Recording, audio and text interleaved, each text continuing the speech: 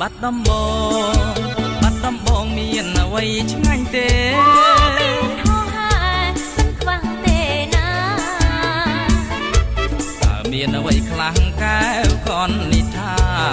សូមមេត្តារៀបរាប់ប្រាប់ផងសូមចាំស្ដាប់ខ្ញុំរៀបខ្ញុំរាប់ប្រាប់បងសូមចាំស្ដាប់ខ្ញុំរៀបខ្ញុំរាប់ប្រាប់បងអរគុណនួនល្អបងចាំស្ដាប់ហើយបាត់ដំបងមានសពបែបយ៉ាងមានមកប្រេងមកប្រាំងតងទីងនឹងស្វាយទីងមានក្រូចពោធិ៍សាត់ផ្អែមឆ្ងាញ់ពិសេសចាំខ្ញុំបាញ់ជូនបងពិសាអរគុណហើយកែវកននិថាអរគុណហើយកែវកននិថាញ៉ាំពីអ្នកណាទើបបងព្រមញ៉ាំបាត់ដំបងមានផ្អងត្រីប្រៃអូកប់អំពិលខ្ចីឆ្ងាញ់ណាស់ប្រលឹងលក់នៅឯណាពុំស្នឹងបើអញ្ចឹងយើងនាំគ្នាទៅយើងកាន់តាមផ្លូវភ្នំសំពៅយើងកាន់តាមផ្លូវភ្នំសំពៅហើយហួងទៅលេងបបៃលិន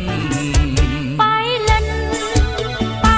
មើលផ្លែធូរ៉ាអូប្រអប់មែនទែនឆ្ងាញ់ណាស់ណាមុំតែផ្លែសាវម៉ៅផ្អែមដូចទឹកមុំពណ៌លឿងទុំដូចមាសឆ្អិនឆ្អៅបបៃលិននឹងបាត់ដំបងសប្បាយណាស់ទៅបបៃលិននឹងបាត់ដំបងសប្បាយណាស់ទៅបងលែងចង់ទៅភ្នំពេញវិញហើយ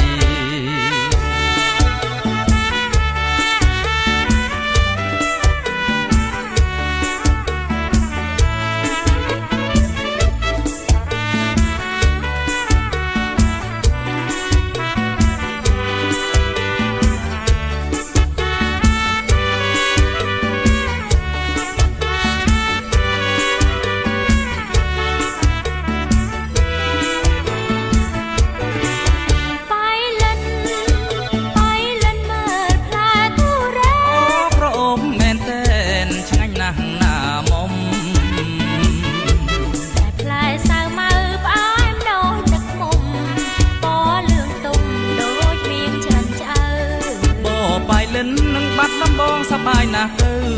បបៃលិននឹងបាត់ដំបងសប្បាយណាស់ទៅបងលែងចង់